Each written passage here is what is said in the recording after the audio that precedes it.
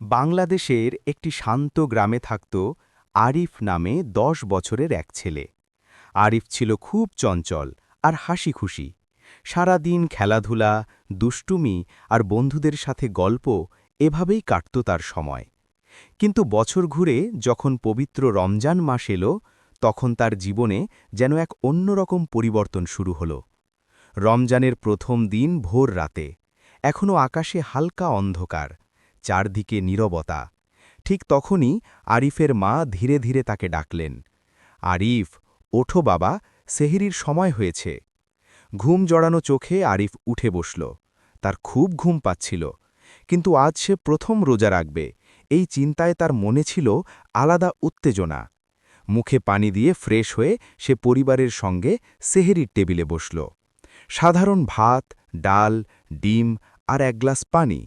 কিন্তু আজ যেন খাবারগুলো অন্যরকম লাগছিল, কারণ সে জানে সূর্য ওঠার পর থেকে সন্ধ্যা পর্যন্ত কিছুই খেতে পারবে না। ফজরের আজান ভেসে এলো, সবাই নামাজ পড়ল।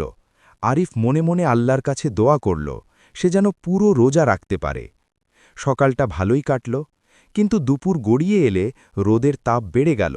গ্রামটা যেন আগুনের মতো গরম হয়ে উঠল। বাইরে তার বন্ধুরা খেলছিল, কেউ কেউ আইসক্রিম খাচ্ছিল। আরিফ জানালার পাশে দাঁড়িয়ে সব দেখছিল।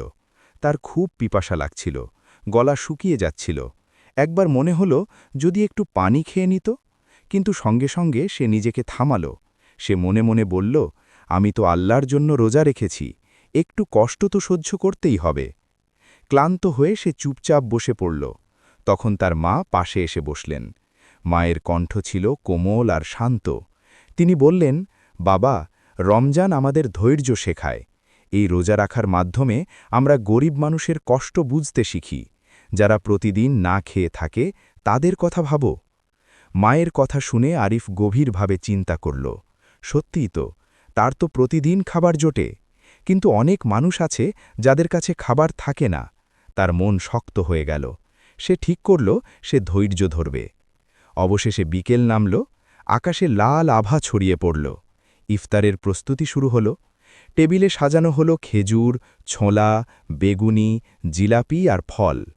আরিফ খেজুর হাতে নিয়ে আজানের অপেক্ষা করতে লাগল।